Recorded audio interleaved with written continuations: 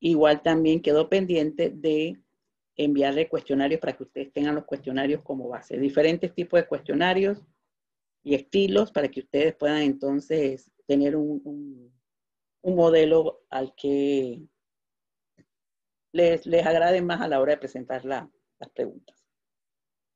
Miren, la gente a veces confunde el cuestionario con la encuesta. La encuesta es un proceso, es un método, es una técnica dentro de los métodos cuantitativos. Es una técnica de investigación que utiliza un instrumento que le llamamos cuestionario, pero el cuestionario yo podría hacer una encuesta y tener un checklist y en mi entrevista, pero para fines de encuesta, pues la puedo hacer cara a cara o la puedo hacer por internet también. Lo que busco es información que pueda después cuantificarse, sacar indicadores y generalizar los resultados a la población o a la muestra que nosotros indagamos. La diferencia con la entrevista es la profundidad de las respuestas, es decir, en la encuesta las preguntas deben estar también preconcebidas con respecto a la entrevista, solo que yo tengo que tener más concreción, o sea, una concreción más precisa, porque debe haber precisión matemática. Yo tengo que traducir las respuestas en indicadores que pueden ser proporciones, que las llevo a porcentajes, o sea, frecuencias. También puedo calcular, en el caso de que haga preguntas que se traducen en números, puedo calcular mínimos, máximos, promedios, varianzas, y también podría establecer correlaciones entre las respuestas o las variantes o los factores que yo estoy incluyendo en la encuesta. En ambos casos, tanto en la entrevista como en la encuesta, necesito un instrumento para capturar la información o para acceder a la información. En ambos casos se usa un cuestionario, un checklist, dependiendo del informante. Y luego entonces es la concreción de la pregunta es la que va a variar porque los fines son distintos. Entonces la encuesta es un procedimiento, es una técnica de investigación cuantitativa, generalmente dentro de la investigación descriptiva, pero también podría ser correlacional si yo incorporo dos características que voy a verificar si se correlacionan entre sí. Y debo tener mi cuestionario diseñado previamente y tiene que responder al objeto de estudio y luego yo lo puedo traducir en indicadores, en cuadros y en gráficas. Los resultados tienen que estar también referidos a una población, a una muestra, en este caso que represente que represente a los sujetos de investigación que guardan relación con mi problema de investigación. Esa muestra generalmente es representativa si utilizo un muestreo aleatorio, o sea, probabilístico, pero en muchas de las ocasiones no tengo posibilidad de hacer muestreo aleatorio porque yo necesito, por ejemplo, para hacer un muestreo aleatorio, que en este caso no vamos a ver esa temática, pero yo le puedo dar información. Si voy a hacer muestreo aleatorio, yo necesito componentes como el listado de los posibles respondientes y todos tienen que tener la misma probabilidad de selección, es decir, de que sean seleccionados en forma aleatoria. Pero si yo no tengo un listado, más bien va a ser en función de quien quiera o quien esté disponible de dar la respuesta. Y aunque sea cuantitativa, ya no va a ser de tipo aleatorio, sino que va a ser de tipo no aleatorio. Las respuestas que voy a atender, que también yo voy a pensar que una muestra representativa, va a ser representativa para los que me dieron la información, a los perfiles que me dieron la información, al grupo que me dio la información. Que si hubiera sido probabilística, en la probabilística yo puedo tener los resultados y puedo proyectar esos resultados o hacerlo extensivo a el grupo que representa la muestra de la que yo obtuve la información. En este caso, generalmente utilizan encuestas a través del muestreo no probabilístico. Hay 4 tipos de muestreo no probabilísticos que son el muestreo intencional, que es de acuerdo a, bueno, ustedes le van a mandar la encuesta a los compañeros de grupo, que ellos son profesionales en el área y que les pueden en alguna forma responder, o pueden usar el de bola de nieve, que sería que usted se lo manda a un grupo de personas que tienen el perfil y le piden a esas personas que le repliquen la encuesta a otras personas que tengan un perfil similar al que recibió la encuesta. Se dice bola de nieve porque eso se va expandiendo o se va distribuyendo en función de cada uno de los encuestados que inicialmente accedieron al cuestionario, se llama bola de nieve.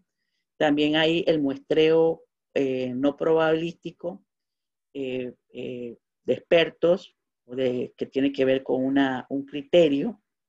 También es intencional, solo que en este caso mi intención es que quien responda obedezca a una autoridad. Cuando digo autoridad es porque tiene conocimiento o tiene experiencia específica en el área en que yo necesito información, y la información que necesito es de corte de expertos.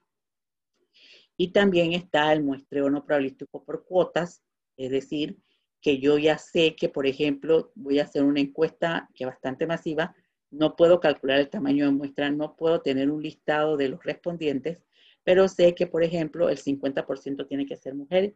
Ya dije que voy a hacer 100, eso no lo calculé probabilísticamente, pero tengo posibilidad de hacer 100, pero la cuota es que 50% tiene que ser mujer y el otro 50% tiene que ser hombre.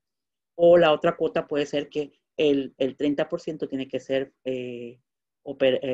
operarios de justicia o funcionarios en el área de justicia, o pueden ser auxiliares de justicia, otro 20%. Entonces voy distribuyendo proporciones de acuerdo a las cuotas de participación ya conocida de ese grupo en una población determinada.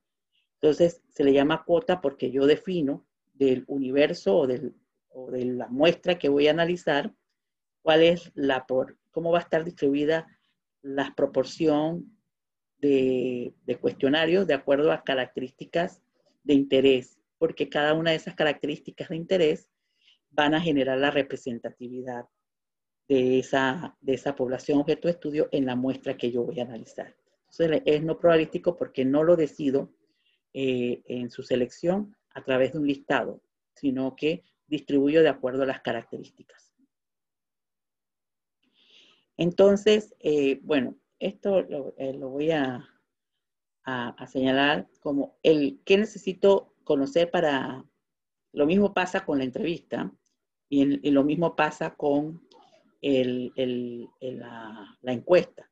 Yo tengo que tener claridad en mi marco teórico, porque el marco teórico me va a ayudar a formular las preguntas con mayor precisión y me va a ayudar a generar las posibilidades de las variantes con mayor precisión. Si tengo un supuesto o hipótesis o tengo preguntas de investigación, también las tengo que tenerlas en la mano a la hora de construir el cuestionario. Tengo que tener claridad en mis variables objeto de estudio y el alcance de las mismas y los objetivos de investigación. Generalmente trabajamos inicialmente con esto, conociendo esto, ya nosotros podemos formular las preguntas y luego la podemos exponer a un grupo de expertos o un grupo que representa a las posibles entrevistados o encuestados para que yo haga un ejercicio de ver el entendimiento que tienen ellos con respecto a las preguntas que estoy formulando. Entonces, esto me permite a mí posteriormente hacer esa operativización que me formulé a la hora de definir en forma conceptual y operativa mis variables de investigación. Entonces, en la encuesta yo necesito comparabilidad de las respuestas. Cuando hablo de comparabilidad de las respuestas, yo tengo que tener preestablecidas las posibilidades de selección. Necesito una gran estructuración. Las preguntas en su mayoría, o decir, casi el 90%, 95% de las preguntas de la encuesta son cerradas y tiene que haber algún tipo de formalidad en su concepción. En las entrevistas que son de corte cualitativa, las respuestas son muy particulares porque cada persona va a volcar su experiencia y su conocimiento o su vivencia con respecto a la respuesta que va a dar. Va a haber más flexibilidad, yo tengo más preguntas abiertas que cerradas. Las cerradas quizás es para determinar el tipo de respondiente que me está dando información. Las preguntas son más abiertas y generalmente es más coloquial, es decir, generalmente es entre iguales. Esto es cuando se trata de tipo presencial. Pero aún así tengo que tener algo de formalidad en la entrevista cuando voy a hacer la entrada, si se trata de algún público muy particular. Pero en uno yo generalizo y en el otro yo voy a profundizar. O sea, en la encuesta yo voy a hacer generalizaciones, un perfilamiento de lo que está pasando en el conjunto, y en las entrevistas lo que voy es a profundizar en las respuestas que me da cada respondiente, buscando similitudes, buscando discrepancias, buscando algún tipo de asociación con algún supuesto de investigación que yo tenga. Las fases de la encuesta son, primero, estas también les voy a decir que estas fases también son similares a las de la entrevista. El instrumento es el que va a cambiar un poco. Hay que definir la población objeto de estudio. Puedo tener varias poblaciones objeto de estudio, ya sea que voy a hacerlas todas o una parte de ellas, pero siempre que voy a trabajar, tengo que tener claro de si tengo una o varias poblaciones a las que voy a generar ya sea la encuesta o la entrevista. Tengo que confeccionar la muestra, ya sea probabilística o no, en el cuestionario que tiene, perdón, en la parte de la entrevista yo también tengo que definir esa población y cómo voy a llegar a ella, aunque no sea una muestra seleccionada o definida con un proceso aleatorio o no aleatorio. Tengo que elaborar el cuestionario o los criterios o las temáticas que voy a abordar en el proceso de encuesta o en el proceso de entrevista. Miren, los pasos son similares. Tengo que hacer un pretest del cuestionario. Eso significa validar la consistencia interna del cuestionario. Voy a ver la validez y la confiabilidad del mismo, ya sea que es aleatorio o no. Yo tengo que ver si esas preguntas que estoy haciendo, por un lado, dan cuenta del objeto de investigación, eso se llama validez, y por otro lado, si las personas están comprendiendo en forma sistemática, en forma consistente, las preguntas. Si hay un entendimiento claro del cuestionario y de las preguntas que se están haciendo. Eso se llama el proceso de validación y de confiabilidad del instrumento, que puedo usar técnicas cualitativas y puedo usar técnicas cuantitativas para hacerlo. En este caso, nosotros, ustedes no se lo exigen, pero yo sí les voy a pedir que, por ejemplo, cuando ustedes hacen el instrumento, yo se los puedo revisar, les puedo ver la parte metodológica, incluso puedo acercarme un poco a la parte sustantiva, pero ustedes también son libres de consultarles, por ejemplo, a terceros que consideren idóneos para que les revisen si el cuestionario en alguna forma responde a las necesidades de información de acuerdo a los objetivos que ustedes tengan en su investigación. Eso le ayuda a tener más seguridad en que el cuestionario va a responder a las preguntas de investigación y a esos objetivos. Después viene la recogida de los datos, recolección de datos, el tratamiento y el procesamiento de los mismos y el análisis de resultados. Obviamente, si es a través de una encuesta, el análisis de los resultados a través de técnicas cuantitativas, pero si es a través de una entrevista, el análisis de resultados a través de el análisis del contenido de las respuestas y de la interpretación de las mismas, de acuerdo a las poblaciones o las muestras que, o vamos a suponer, los públicos que generaron a ustedes la información. Pueden ser los públicos, pero también puede ser procesado de acuerdo a temáticas, también puede ser procesado. Hay quienes procesan la información pregunta por pregunta, otros lo que hacen es los actores o los grupos que representan los respondientes. Esto es lo que dijo, por ejemplo, el aparato jurisdiccional, esto es lo que hizo el aparato, por ejemplo, de los auxiliares de la justicia, esto es lo que dijeron las partes del proceso, o sea, las partes del proceso, demandado o demandantes, dependiendo de a quién usted le lleva ese cuestionario. Esto es lo que dicen académicos o idóneos en el área, entonces usted la podría clasificar de esa forma y generar entonces ese análisis. Pero va a responder al estilo o sus objetivos, o la intención, o la intención, la dirección hacia donde quiero encontrar algún tipo de conocimiento o revelación de alguna situación que está ocurriendo en la realidad. Entonces, bueno, esto se lo voy a pasar rapidito porque es prácticamente lo que les dije, lo tienen allí para que lo tengan.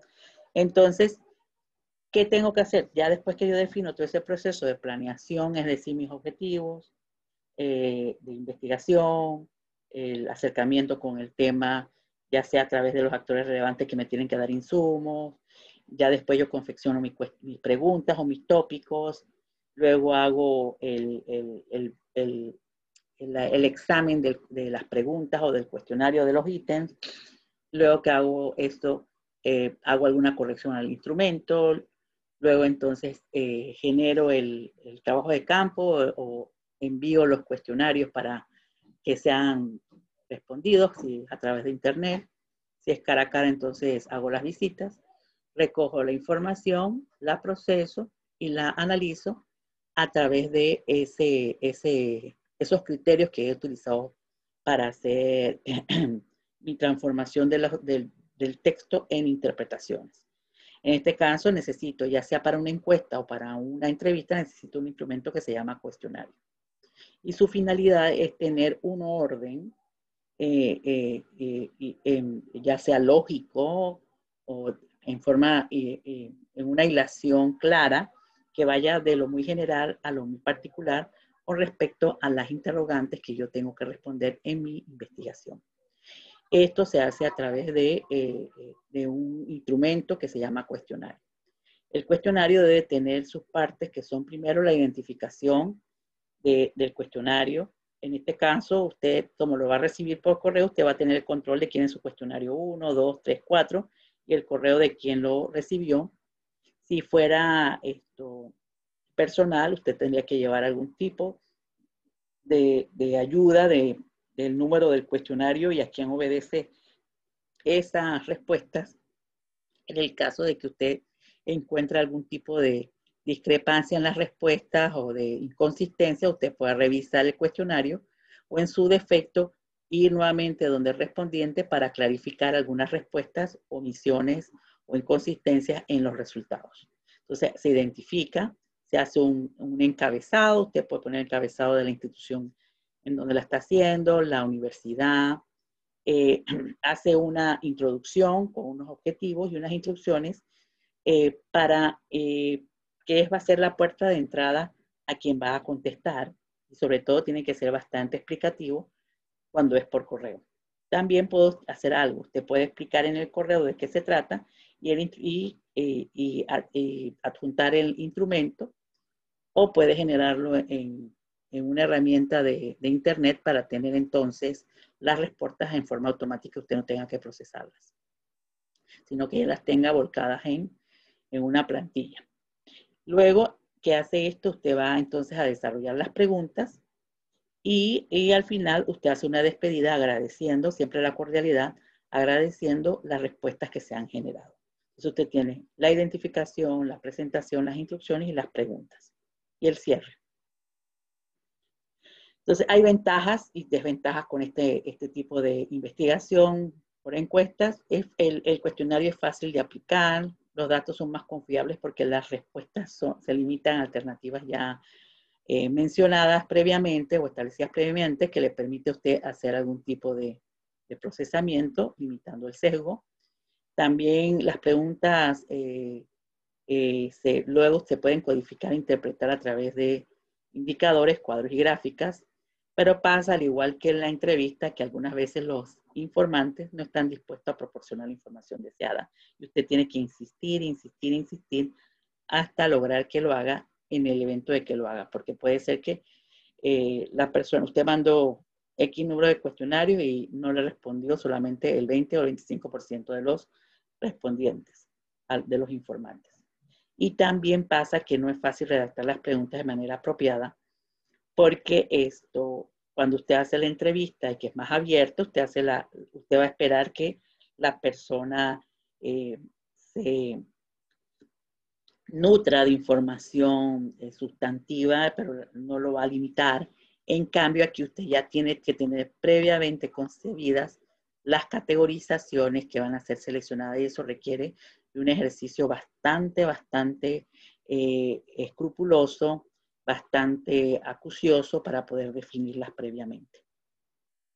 También usted necesita conocer de escalas, las escalas que va a utilizar. Si es pregunta abierta, no tengo problemas, recuerden que ser las menos, pero si usted tiene, por ejemplo, preguntas cualitativas, ¿cómo las voy a preguntar? Si yo tengo preguntas que responden desde totalmente de acuerdo a totalmente desacuerdo, si voy a usar escalas de 3 o de 4, de 5 o de 7, dependiendo, y cuando digo de 7 es cómo se mueve las categorías a seleccionar. Usted tiene que tenerlo claro porque eso va a depender también de sus objetivos de información. Porque si de repente yo quisiera saber la percepción que tienen, por ejemplo, pues vamos a suponer la satisfacción que tienen los funcionarios judiciales con respecto, por ejemplo, de la defensa pública, los funcionarios de la defensa pública con respecto al liderazgo, las prácticas de liderazgo internas, entonces usted puede tener, por ejemplo, la necesidad de saber los años de experiencia de la persona o la antigüedad. Entonces usted quiere saber las respuestas, pero en función de la antigüedad o el nivel académico o el nivel académico posterior a la universidad. Usted quiere saber, por ejemplo, el tipo de jurisdicción que atiende y ver si hay diferenciaciones. Entonces, pero usted, una variable de interés es la antigüedad. Entonces, si usted quiere calcular un promedio, usted tendría que preguntar en forma exacta los números de años en la administración de justicia o como defensor público.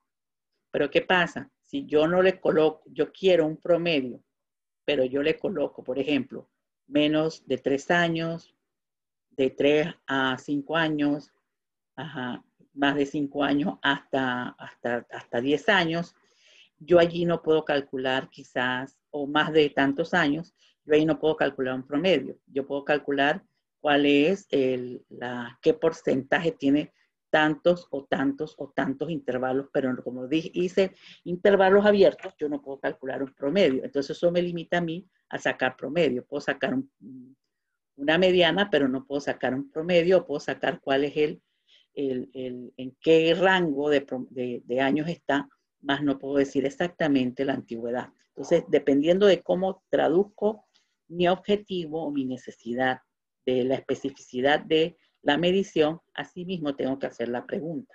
Si no, voy a tener limitantes a la hora de aplicar el instrumento, recibir los datos y la información, y resulta que yo lo quería en años redondos y no lo quería, o en años específicos, tiempos específicos, más no lo tengo de esa manera y no lo puedo calcular. Entonces los números siempre comunican y nos facilitan la interpretación. Entonces hay diferentes tipos de preguntas. Las clásicas son de tipo abierto, o sea, son preguntas que se hacen quizás al final del cuestionario para fortalecer alguna temática, más no se profundiza.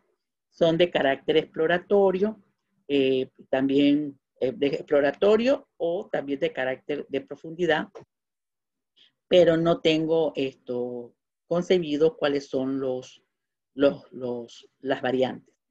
Yo puedo decir que cuando voy a hacer una experiencia, por ejemplo, no sé cómo categorizar una variable que necesito tener establecido cuáles son los ítems a seleccionar, yo puedo hacer una muestra, le llaman muestra piloto, dejo una pregunta abierta, no porque la quiero abierta, sino que necesito saber de un grupo de respondientes cómo se podrían mover las respuestas y luego las analizo.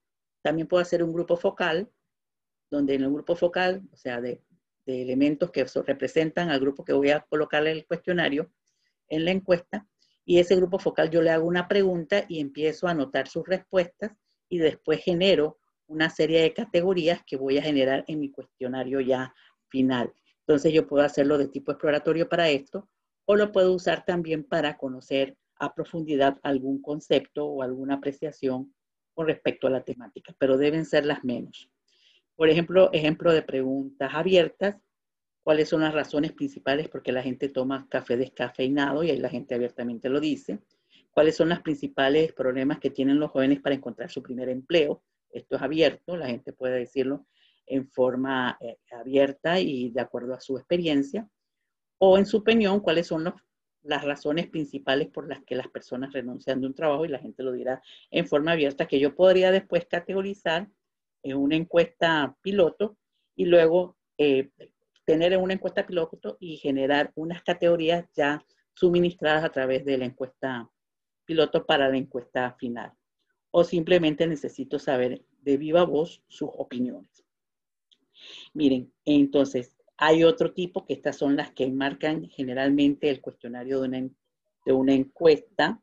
En una entrevista las preguntas son más de tipo abiertas. En una encuesta la mayoría son de tipo cerrada. Son las donde usted tiene que haber tenido acercamiento a las diferentes modalidades en las que puede variar las respuestas a una pregunta. Eso necesita que usted tenga mucha claridad, que pueden ser mutuamente excluyentes o pueden ser de opciones múltiples. Mutuamente excluyentes que solamente puede escoger una categoría y de forma múltiple es que las personas pueden seleccionar más de una opción. Usted lo tiene que definir en la pregunta. Vamos a ver algunos ejemplos de preguntas cerradas. Entonces, esta es: ¿cuenta con plan de retiro? Miren, sin tener que ver la respuesta, ya yo sé que la persona va a decir sí y no.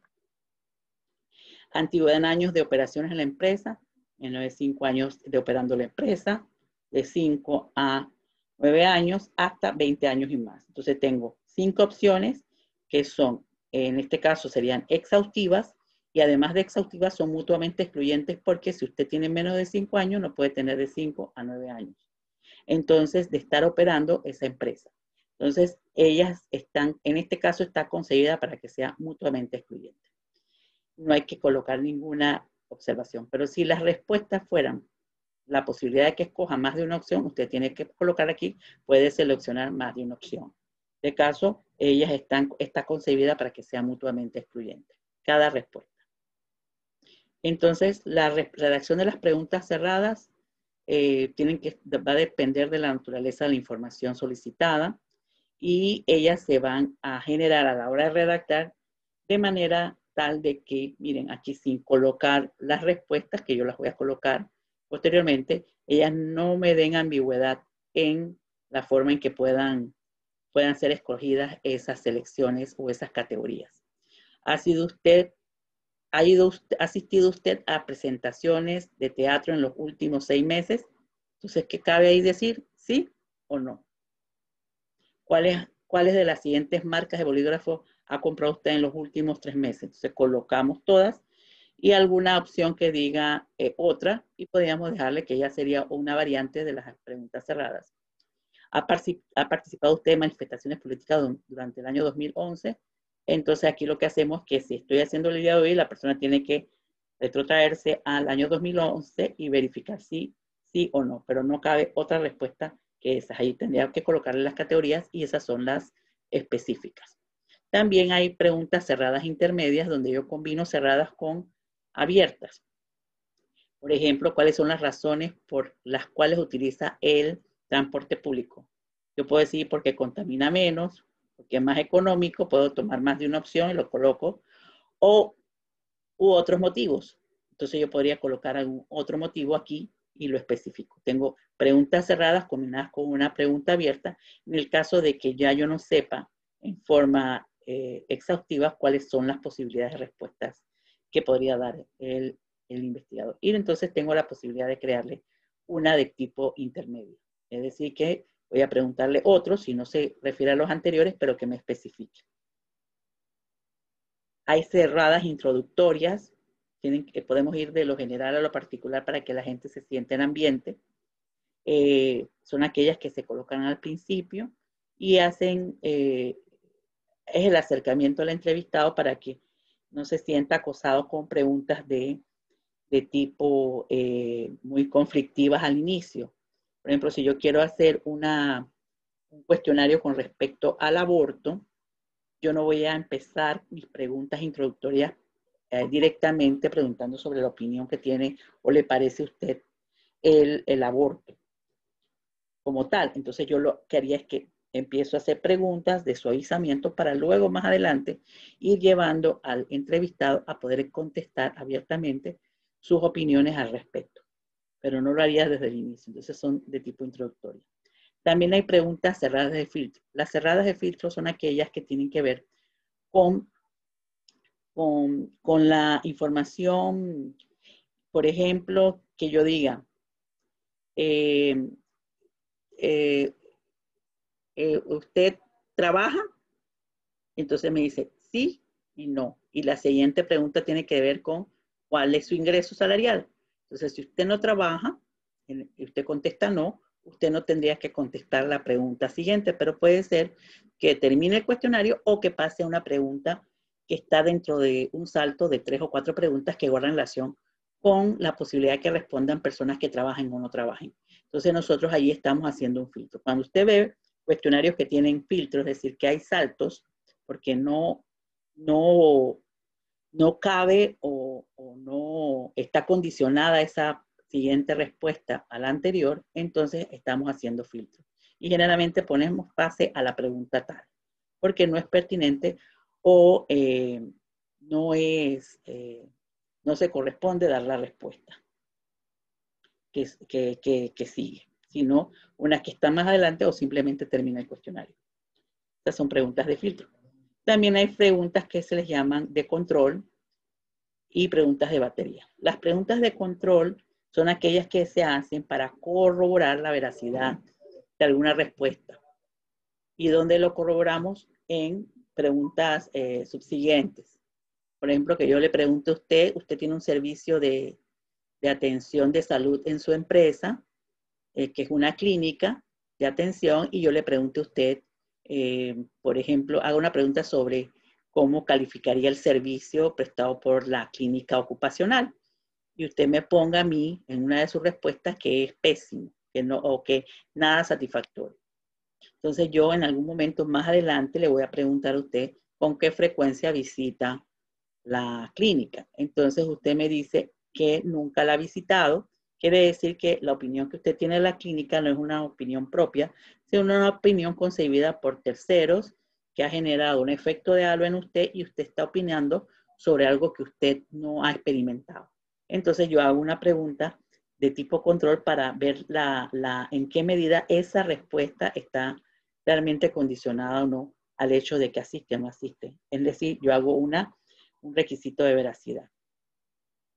Las preguntas cerradas de batería son aquellas preguntas que nosotros colocamos. Empiezo con preguntas simples.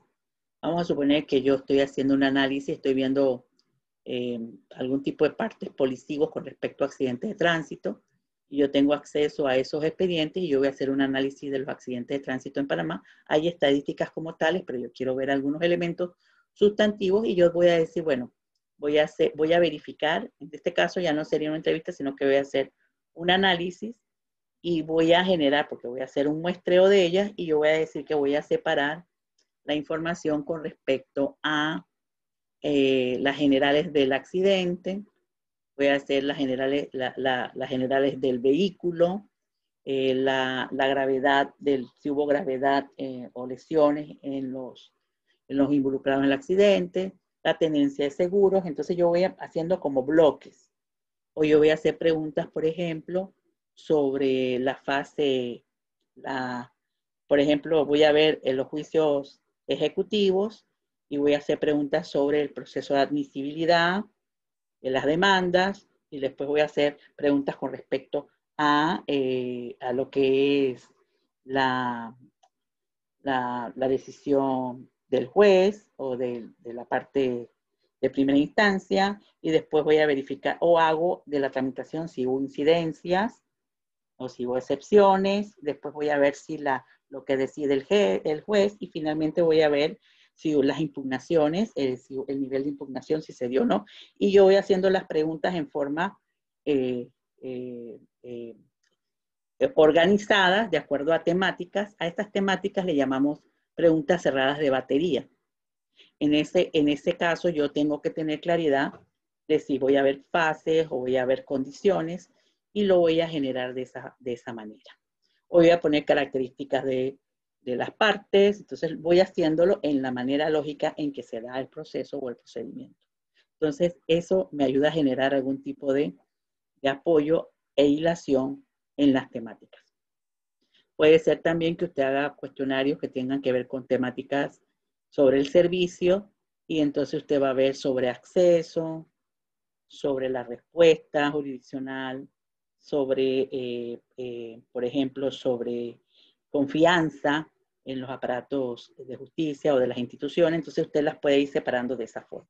Eso se le llaman preguntas cerradas o de batería. Vamos a ver el ejemplo de todas ellas. Aquí yo tengo, por ejemplo, esta que dice pregunta 5. ¿La radio es su medio de comunicación preferido? Miren, son preguntas cerradas y preguntas cerradas intermedias que tienen abierta y cerrada. Entonces, dice, ¿radio es un medio de comunicación preferido? Dice sí. Entonces, si digo sí, paso a la pregunta 7. Y si yo digo no, paso a la pregunta 6 porque ahí voy a hacer un control. Entonces, si dije no, voy a verificar si realmente la persona lo usa o no. Puede ser no preferido, pero quiero ver si lo usa. Y le pregunto entonces, ¿escucha la radio más de 15 minutos al día? Entonces, si escucha la radio más de 15 minutos al día, entonces puedo contestar las 7. Si no, entonces finalizo la encuesta. Entonces, si la persona dijo no, pero dice sí en la siguiente, significa que puede terminar el cuestionario, pero si dice no en la siguiente, quiere decir que termina la encuesta. Entonces, tengo preguntas de filtro, porque hablo de la misma condición, es decir, el uso de la radio como medio de comunicación, pero también estoy haciendo preguntas cerradas, preguntas de filtro, y estoy haciendo una pregunta intermedia donde combino cerradas con abiertas. Luego le pregunto qué emisora escucha con mayor frecuencia, le pongo unas emisoras y le pongo otras donde la persona va a colocar, si no es ninguna de ellas, puede colocarlas, pero si puede escoger más de una, las puede ver todas o ver algunas otras, entonces podría colocarlo. Yo tendría que poner aquí entre paréntesis que puede seleccionar más de una opción. Entonces, en el caso de que pueda escuchar las 3 emisoras más otras más. Entonces, nosotros aquí lo que estamos teniendo es preguntas cerradas intermedias, preguntas de filtro y preguntas de control. Entonces, aquí en estas 3 preguntas vemos el ejemplo. Bueno, este es lo mismo que el anterior. Eso va a depender de su objeto de investigación. Voy a mostrarles esta, que la usamos mucho en materia de cuestionarios. Por ejemplo, estas son preguntas cerradas, pero tengo unas categorías donde yo voy a pedir apreciaciones con respecto a esas categorías o a esos ítems. Por ejemplo, indique si usted considera alguno de los siguientes factores como dificultades u obstáculos mayores o menores para su producción agrícola.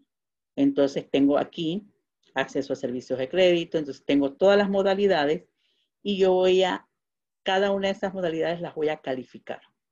Un atributo, el atributo es mayor dificultad a no sé. También puede ser que la persona no sepa, dificultad menor o no es una dificultad. Entonces aquí tenemos una escala, pues para acercarles un poquito a este tema, esta es una escala de tipo ordinal, porque va mayor, menor o nada.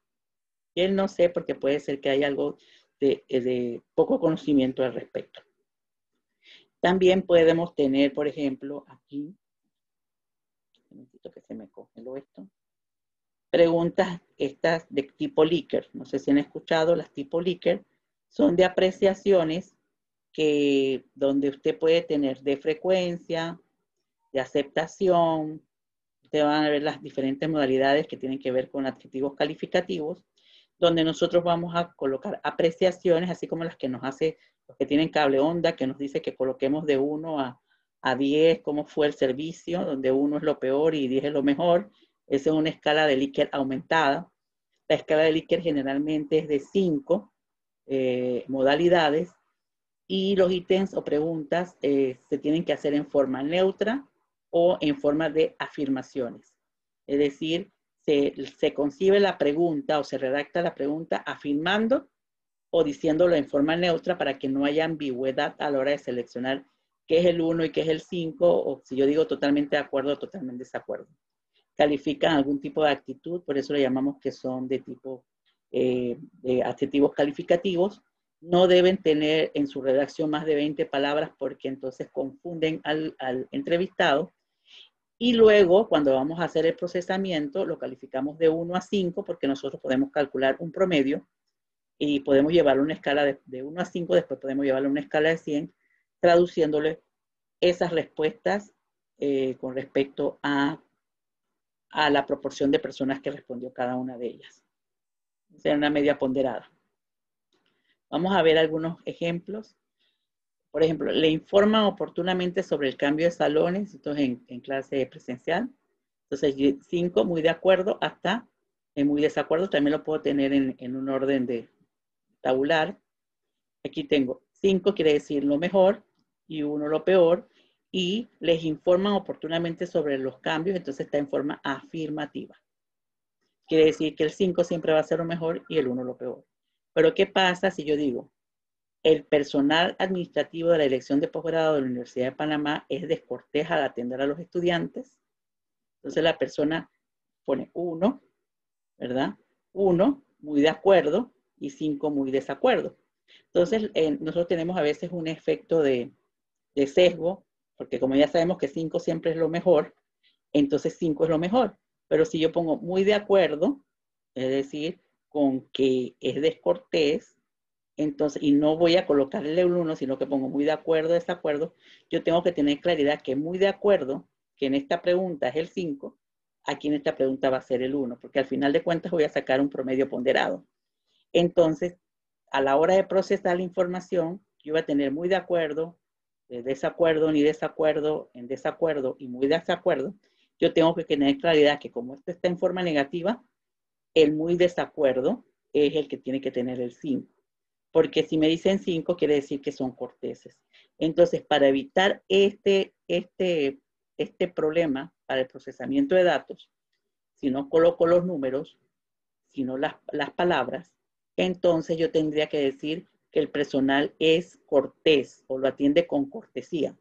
Entonces, usted dice, muy de acuerdo, que sería lo positivo, y muy en desacuerdo, si sería lo negativo, y es más fácil a la hora de interpretar y procesar la información. Tiene que tener mucho cuidado.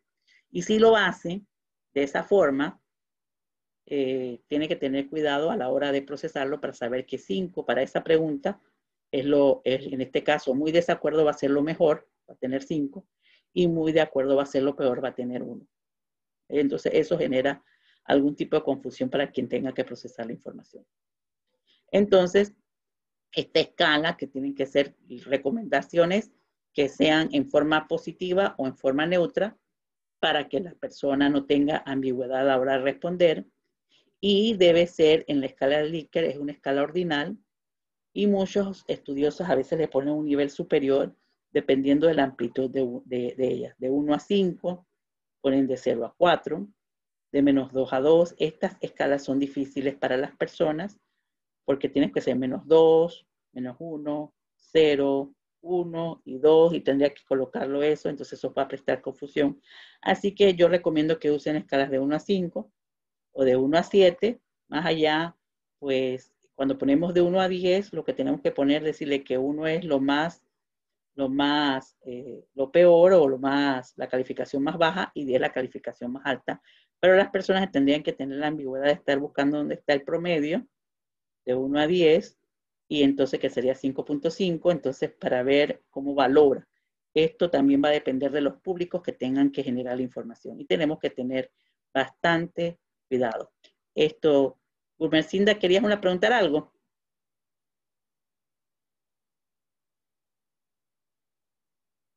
Gumercinda, que ahí está como señalando que quiere preguntar.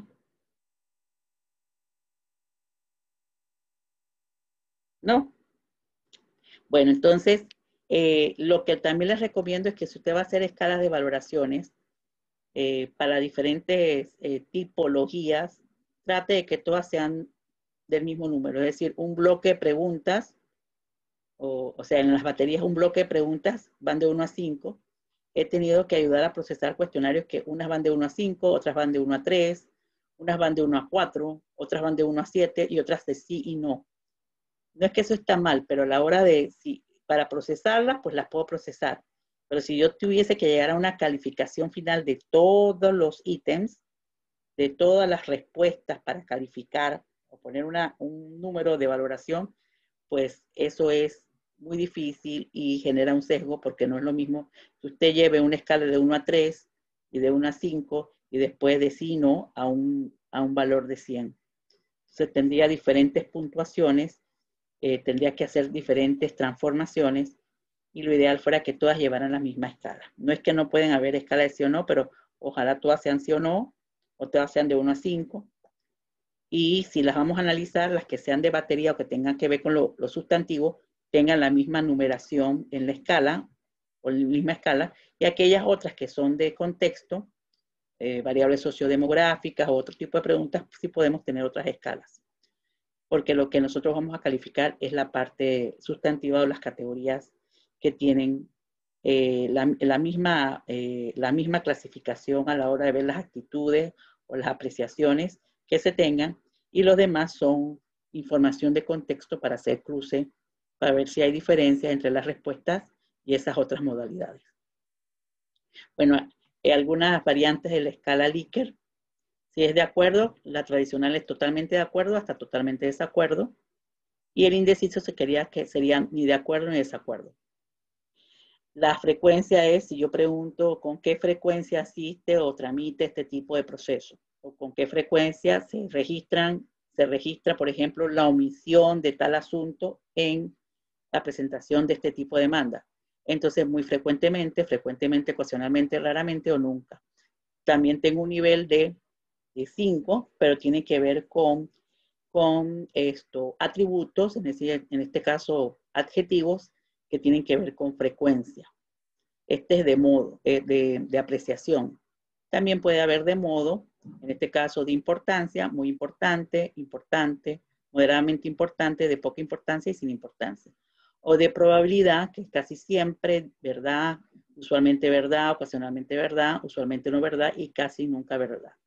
Pero a la larga, yo puedo traducir todo esto de 1 a 5, de 1 a 5, de 1 a 5, de 1 a 5, y cuando voy a calificar y poner una valoración o un puntaje por categorías o dimensiones y después un puntaje global, lo puedo hacer más fácilmente si mantengo el número de categorías en la parte del cuestionario que tienen que ver con el asunto sustantivo del mismo. Bueno, la extensión, que esto también lo pregunta impresora, pero ¿cuántas preguntas? Eso depende del público, depende de la profundidad de la investigación, también del público y del actor. Por ejemplo, cuando se tratan de investigaciones oficiales, pues el público tiene que dar respuesta a todas las preguntas, aunque sean muchas.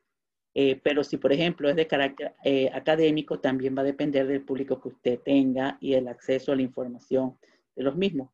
Hay investigaciones que hacen 30 preguntas, que están divididas en tópicos de cada 6 preguntas. Cada 6 preguntas es una dimensión, un contexto de análisis, y luego entonces va a depender del acceso a esas respuestas. Pero usted en este plantéese las que necesita y luego verificamos si hay preguntas redundantes o si hay preguntas que generalmente no dan valor, y eso lo hacemos en el examen que hacemos al cuestionario y la validez del mismo con respecto a los objetivos de investigación.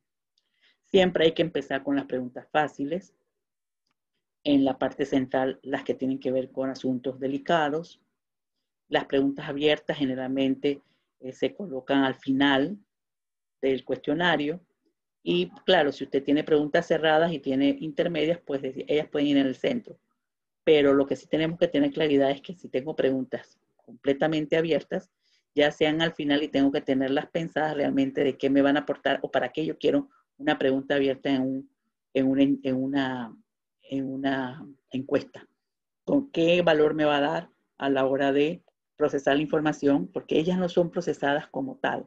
Ellas son analizadas en su contenido para reforzar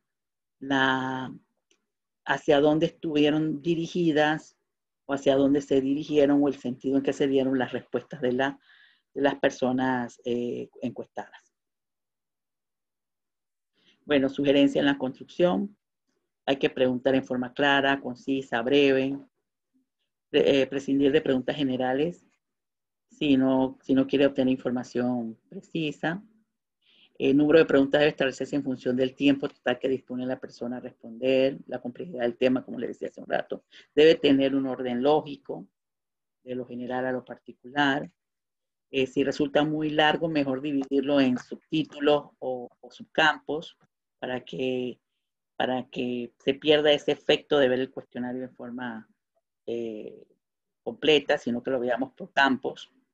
Las preguntas deben agruparse en lo posible en baterías, es decir, voy a agrupar las preguntas que son de los mismos tópicos, a menos que sean las pruebas psicológicas que sí te las ponen alternadas, pero como usted no está haciendo pruebas psicológicas, sino que está haciendo entrevistas o está haciendo, por ejemplo, encuestas, pues las puede agrupar de acuerdo a las temáticas, evitar preguntas dobles, obviamente tener en cuenta temas que desconozca el entrevistado. Yo no voy a preguntar a un entrevistado asuntos que son de su desconocimiento, a menos que yo esté pensando que el entrevistado debe conocer y estoy midiendo el nivel de conocimiento que tenga ese entrevistado con respecto a una temática que debe tener como su práctica diaria. Entonces yo lo puedo hacer es para efecto de concebir el nivel de conocimiento que se tenga en algo que debe conocer el entrevistado.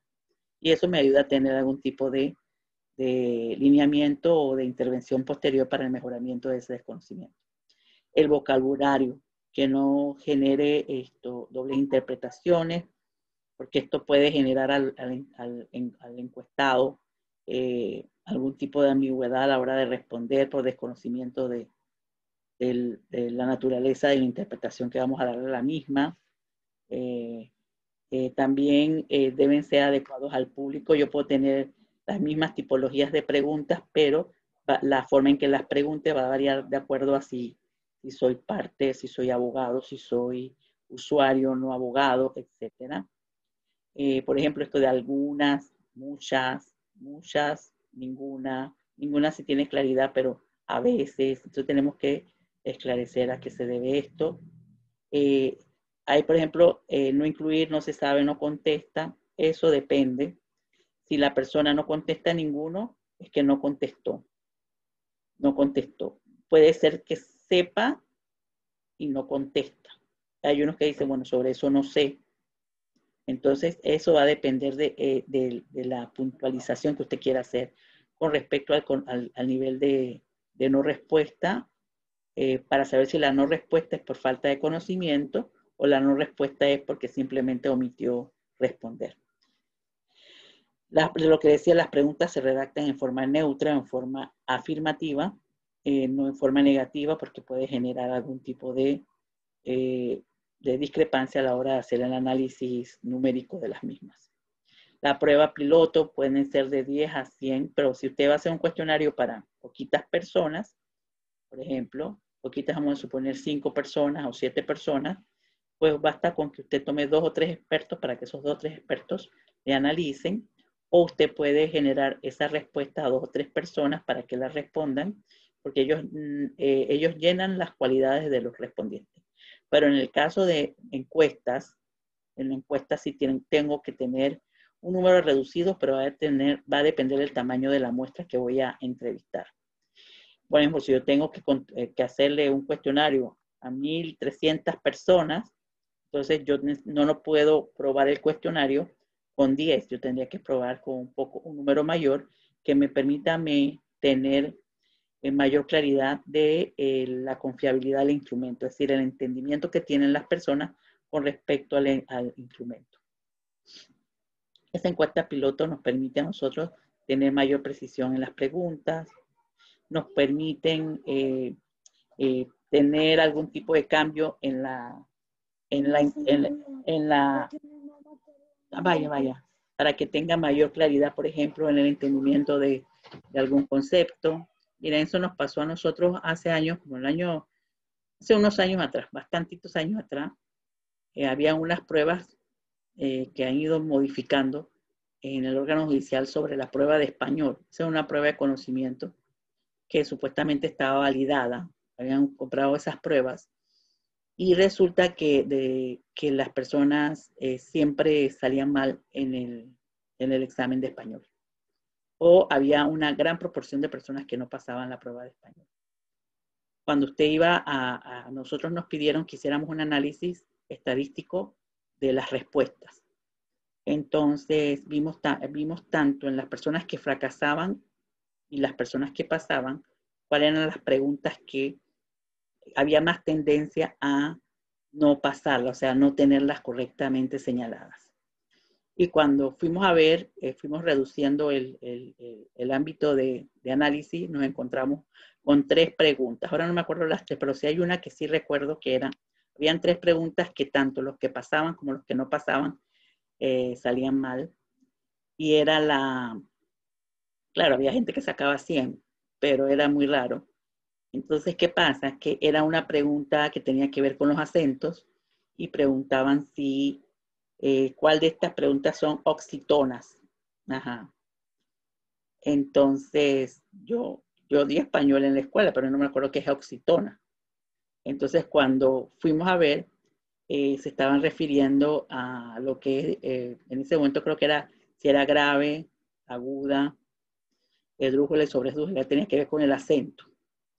Entonces, quizás la forma en que se preguntaba, quizás las que lo tenían, sacaron 100 puede ser porque como que adivinaban por la forma en que estaban las preguntas, los ítems allí, pero la gente no entendía lo de oxítona.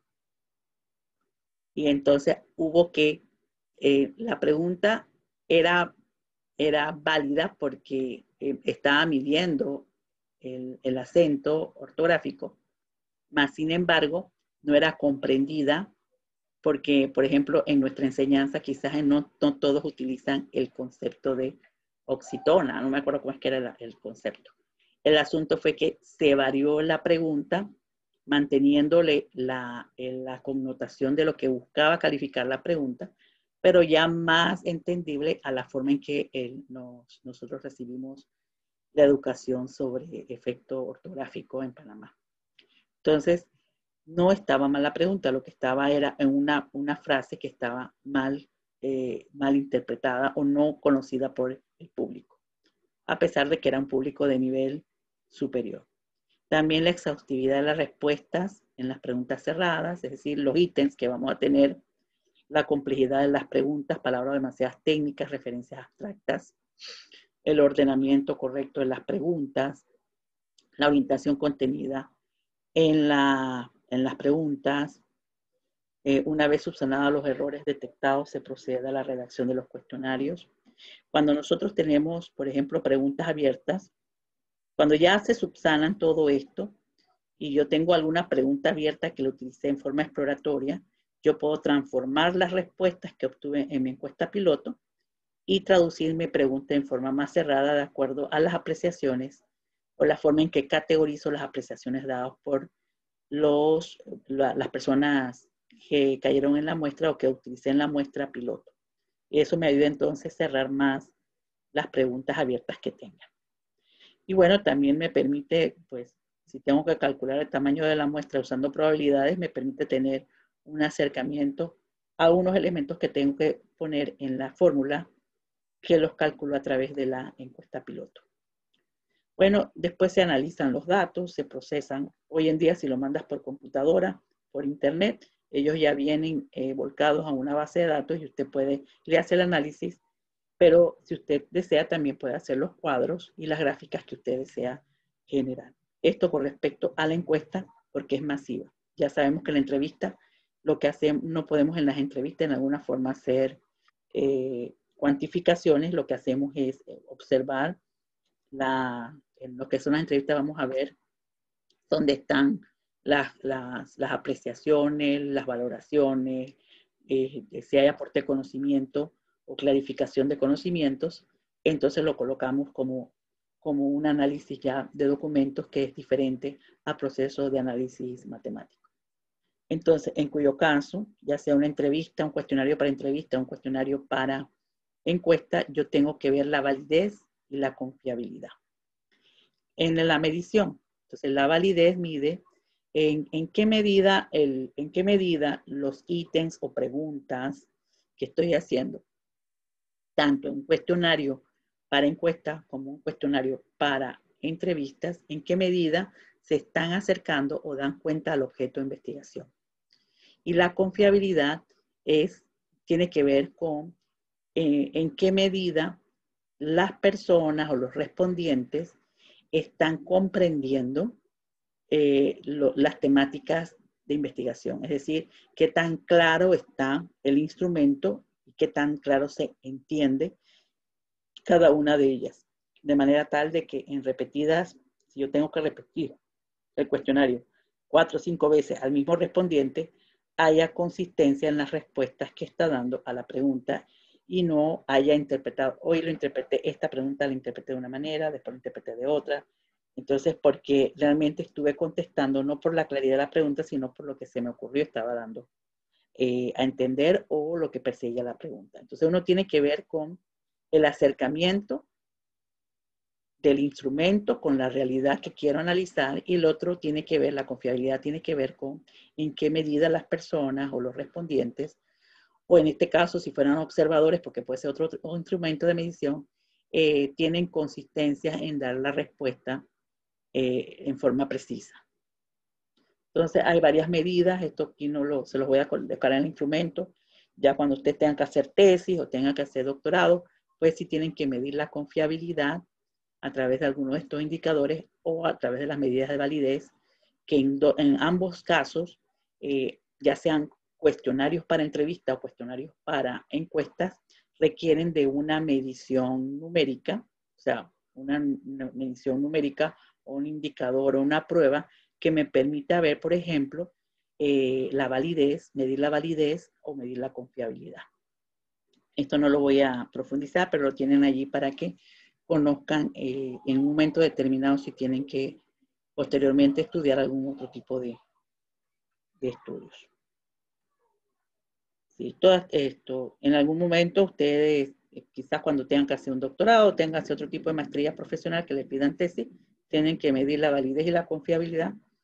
Entonces, que genera un proceso, en alguna forma, podemos tener un acercamiento cualitativo. Si yo quiero medir el contenido a través de expertos, pero después tengo que validar a través de una prueba estadística, si hay consistencia en la respuesta de los expertos con respecto a qué tan acertado es la pregunta y qué tan acertado es el conjunto de preguntas para dar cuenta de la realidad objeto de estudio. También hay otros tipos de validez que se llama validez concurrente y validez de constructor, que también necesitan después hacer pruebas estadísticas, paramétrica o no paramétrica, para su concepción, y la confiabilidad también. Pero eso ya a ustedes pues no se lo piden en este nivel de trabajo. Un trabajo de grado sí, pero un trabajo de una materia donde ustedes van a hacer un acercamiento a una realidad y van a aplicar sus conocimientos. Ya cuando tienen que hacer tesis, pues ya en la parte de metodología de la investigación, usted, ya sea que estoy haciendo un cuestionario de corte documental, el cuestionario de corte documental también puede ser validado en su concepción, en la claridad de los ítems o los criterios que estoy analizando, y también se le puede medir la confiabilidad del mismo. Pero no importa que sea análisis documental o sea análisis cuantitativo, yo puedo hacer la validación y la confiabilidad. Profesora, una Ajá. pregunta. ¿Usted cree poder mandar esto es para el desarrollo del capítulo 3? Sí. ¿Para cuándo más o menos estará enviándonos eso? Yo creo que hoy en la noche o mañana temprano. Por favor. Sí, Sí, pero recuerden para que la ver si de parte de aquí la al miércoles. confiabilidad, la parte de la validez, la confiabilidad, lo que ustedes pueden hacer es una aproximación a la validez del instrumento preguntándole a terceros. O sea, yo les puedo validar, yo verifico si la estructura y si yo también verifico si las preguntas, yo me voy a sus objetivos y verifico si las preguntas en alguna medida incluyen respuesta a los objetivos de investigación.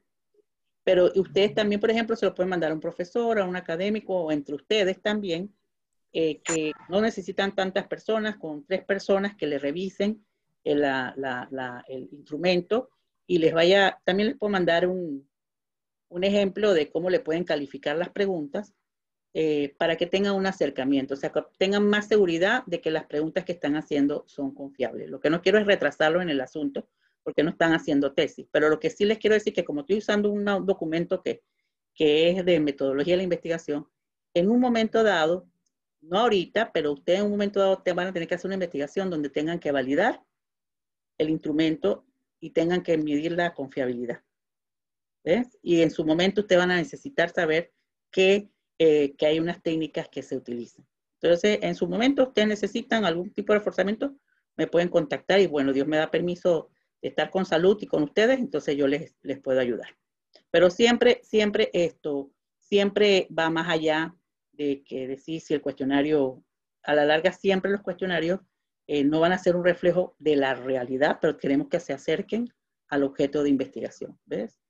¿Ves? Entonces, ahí yo por eso se lo estaba mostrando.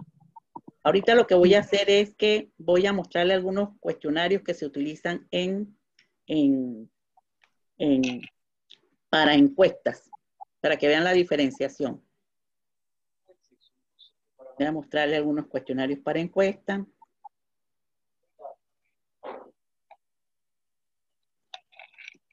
A ver aquí. Bueno, aquí no es tanto de... que están viendo aquí, no es tanto de una investigación académica o de trabajo, esto es de trabajo, de mi trabajo. ¿Ves? Hay un proyecto que necesitaba ver la necesidad de capacitación, no sé si están observando el instrumento. Dice diagnóstico de la necesidad de capacitación. Esto no sé si quedó así, pero esto fue un borrador que se propuso. Déjame ver si lo están viendo. Entonces, esto es masivo, esto se iba a mandar a, creo que 100 y pico de personas. No estamos viendo, profe. ¿Sí? Entonces, aquí, por ejemplo, se dice la finalidad del instrumento. Aquí no se pedía nombre, pero sí el cargo, la oficina judicial, el tiempo en la empresa, en el órgano judicial, experiencia fuera y dentro, y en el cargo actual. Por ejemplo, cargos anteriores en el órgano judicial y cargos anteriores fuera del órgano judicial.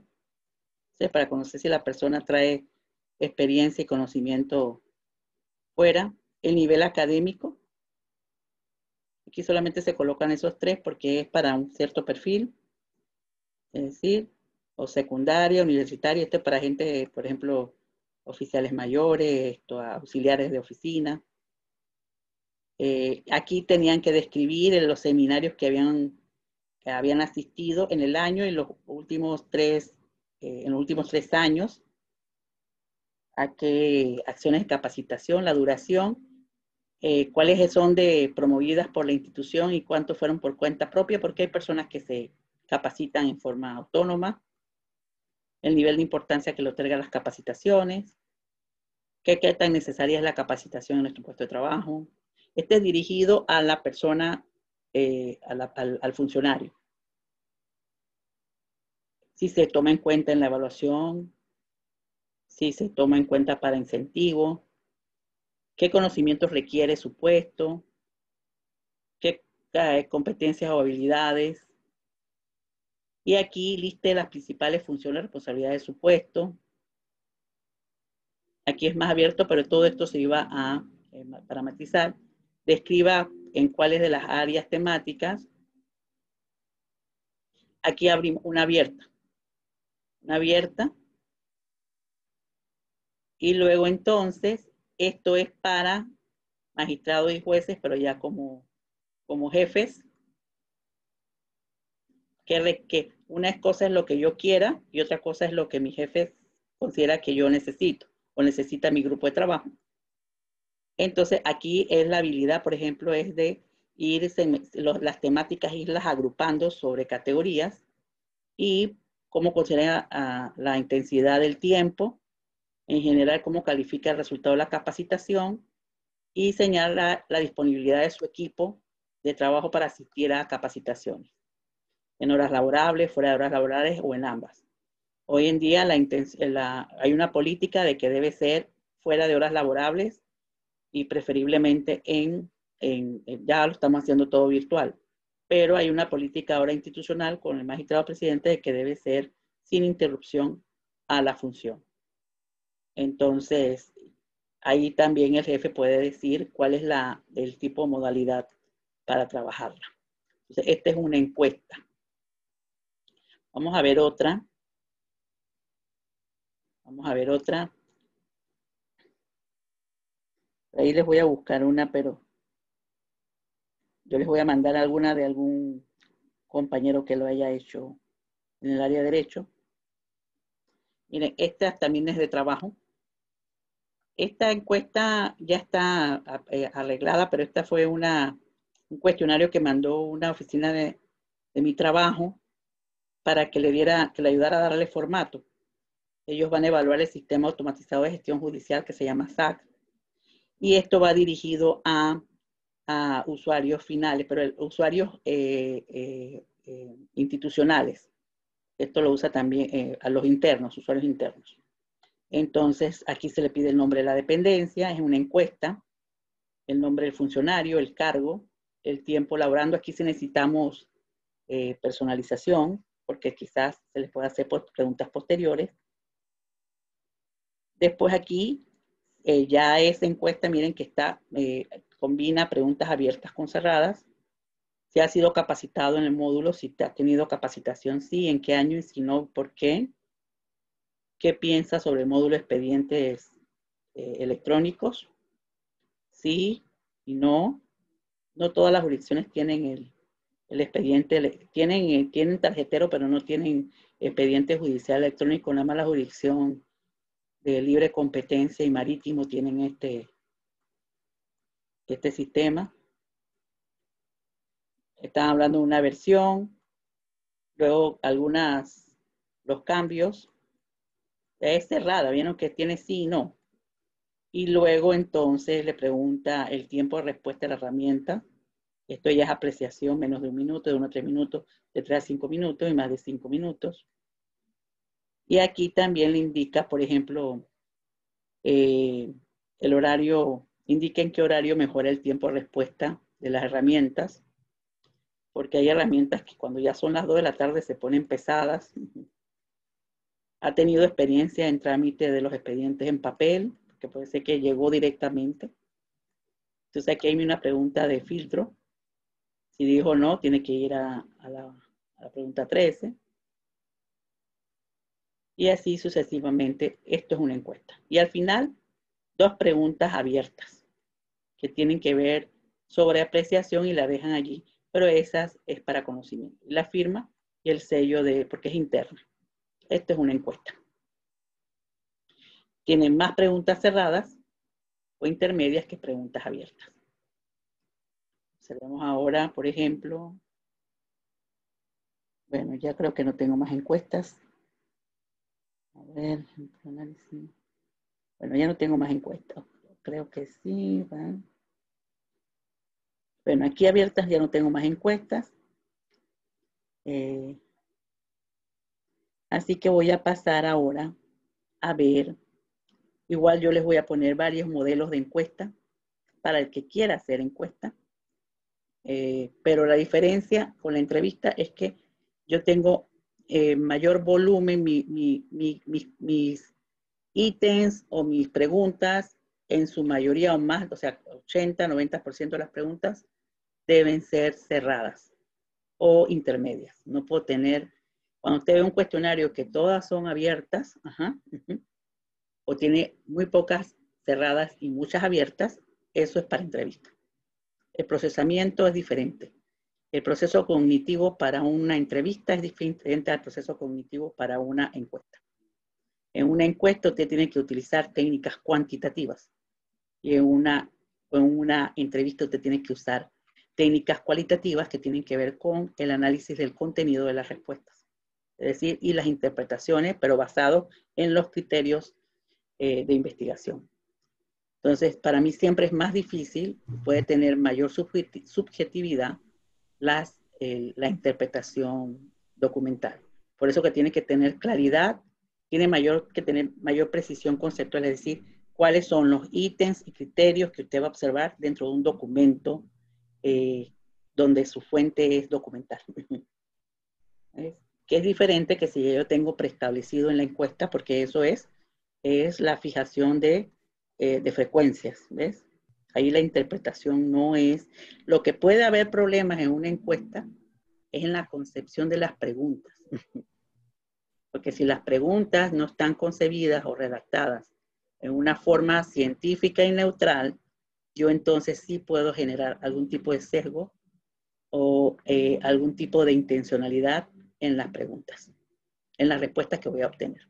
O sea, allí en la parte de la encuesta, necesito ese abordaje cualitativo y de esa precisión conceptual antes de pasar a la precisión cuantitativa. Es decir, necesito ese abordaje cualitativo antes de hacer una encuesta. Bueno, entonces vamos a continuar con el análisis. Aquí ya casi estamos terminando para enseñarles unos ejemplos. Análisis comparado y análisis de contenido. Yo les voy a colocar un texto que encontré que me gustó mucho, que habla sobre investigación jurídica y el análisis de contenido y análisis comparado. Entonces se los voy a pasar en un PDF y tiene ejemplos de fichas, es decir, de recogida de información. Entonces el análisis comparado y el método de análisis de contenido pueden utilizarse tanto en técnicas cualitativas como en cuantitativas. En técnicas cuantitativas, si yo tengo bien establecidos los criterios de análisis, bien señalados y bien definidos, y luego entonces puedo cuantificar. Si no, entonces tengo los criterios y no me quiero acercar a cuantificar, sino a profundizar, entonces lo veo como una técnica cualitativa. Entonces, el método comparado, para hacer análisis comparado tengo que hacer primero análisis de contenido. Pero en el método comparado establezco semejanzas y diferencias entre aspectos que nosotros queremos comparar. Es decir, yo quiero ver cómo dosifican la pena para estos delitos en Ecuador, en Colombia, o cuáles son los criterios de dosificación. O yo quiero ver, por ejemplo, la diferenciación de las cuantías en materia de procesos ejecutivos en Panamá con respecto a Colombia, con respecto a Chile, cómo establecen la cuantía para hacer la diferenciación de la competencia en respecto a esos procesos. Entonces, voy a ver semejanzas, voy a ver diferencias, y para eso voy a ver primero los contenidos de los que dicen los diferentes ordenamientos jurídicos civiles, y luego voy a hacer los criterios de comparación. Que yo podría decir, bueno, voy a verlo con respecto a la cuantía, voy a verlo con respecto a los ejecutivos, la calidad de por ejemplo, el tipo de demandado o demandante, voy a ver, por ejemplo, los tipos de decisiones que se toman, entonces yo voy a, la posibilidad de mediación o no, entonces yo lo hago mis criterios, porque eso es lo que voy a observar entonces en el contenido de la norma de cada uno de ellos y después establezco la diferencia, las igualdades. Entonces describe, en este caso el comparado describe, identifica, yuxtapone y mide problemas comparándolos. Problemas o situaciones, recuerden que no pueden ser solamente un problema, sino el objeto de investigación. Y el análisis de contenido va a ver en el contenido va a haber la parte de la interpretación. Aquí viene el método hermenéutico, donde yo voy a hacer una reflexión, una interpretación de esos contenidos.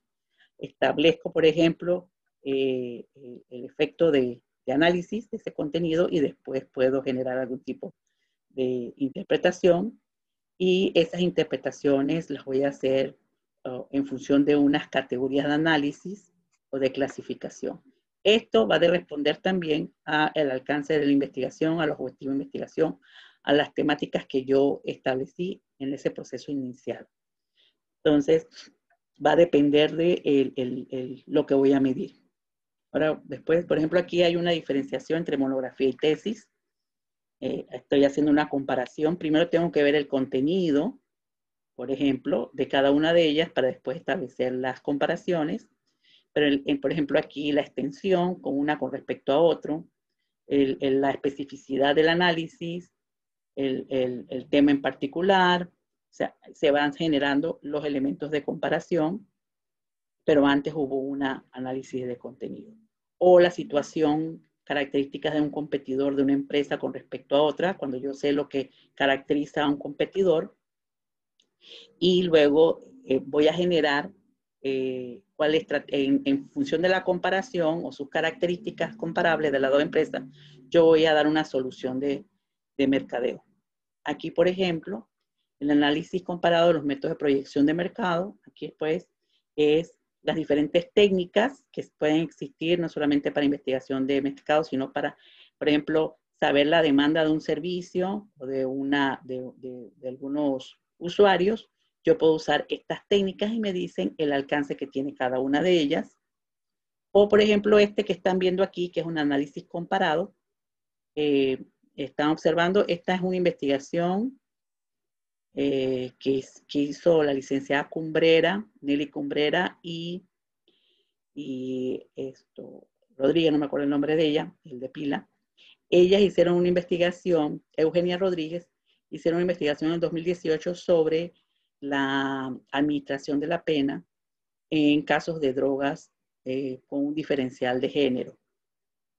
Pero primero tuvieron que establecer, primero vieron la dosificación de las penas, las sanciones de prisión con varios delitos. Aquí yo nada más les estoy mostrando uno. Yo les puedo compartir este estudio que se hizo cuando yo estaba trabajando como consultora en un proyecto. Y entonces ellas hicieron este análisis y compararon Panamá, Costa Rica, Colombia, Ecuador y Uruguay con respecto a la forma en que la norma especificaba la sanción. Entonces, y aquí, más adelante, y hicieron bastante análisis comparado. No solamente para este delito, sino para varios delitos dentro de los delitos relacionados con droga. Y luego hicieron análisis de sentencias, contenido de sentencias para hombres y mujeres, en las mismas modalidades. Y también hicieron análisis para hombres y mujeres en delitos de la misma, señalados como de la misma complejidad. Entonces, en el análisis de contenido, ustedes van a analizar la naturaleza del texto, el discurso, el mensaje, o de los criterios de análisis del documento. Puede ser análisis, usted puede hacer una observación, pero va a ver en la observación el contenido, por ejemplo, un contenido de lo que observa o de lo que lee de un documento. Permite, si usted tiene claridad de los ítems o de los elementos a analizar, nosotros podríamos cuantificar en qué medida es repetitivo, pero el asunto aquí que para poder cuantificar tendríamos que masificar. En este caso usted, si lo va a hacer cualitativo, ve casos emblemáticos y en esos casos emblemáticos va a ver el contenido de, por ejemplo, de una sentencia, una resolución o de un proceso. Permite el análisis detallado profundo. Generalmente esto se usa en medios de comunicación para ver donde se ha potenciado esto, pero se hace en antropología, en estudios sociológicos, en estudios históricos y en la parte jurídica. Y lo que vamos a buscar es o distinguir en el documento que vamos a analizar o en lo que vamos a observar, vamos a identificar la ocurrencia o no, y si ocurre en qué características tiene el asunto que estamos analizando con respecto a esa característica. En el análisis de contenido, pues hay que tratar de ser objetivo, hay que tratar de trabajar los materiales representativos, verlos con exhaustividad.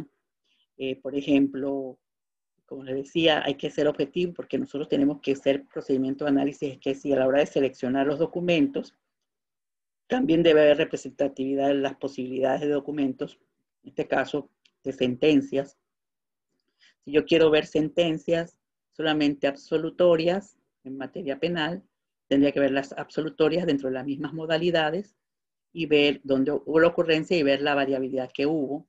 Si yo quiero ver, por ejemplo, procesos ejecutivos, yo tendría que ver desde los ejecutivos simples hasta los ejecutivos hipotecarios, aunque se den en menos cuantía, en menos frecuencia, tendría que tener representatividad, pero si yo observo que al seleccionar mi muestra me salen más caducidades o me salen, por ejemplo, más transacciones y no tengo, por ejemplo, ya la definición de la pretensión ya a través de una sentencia, entonces yo tendría que tratar de que tenga representatividad en todas las modalidades de terminación del proceso, ya sean, por ejemplo, ya sean estas que son de tipo extraordinario, con respecto también a las que son de tipo de mediación o las que tienen que ya terminar con un tipo de decisión sobre la pretensión como tal, o sea, el fondo. Entonces tengo que tener representatividad para ver la variante.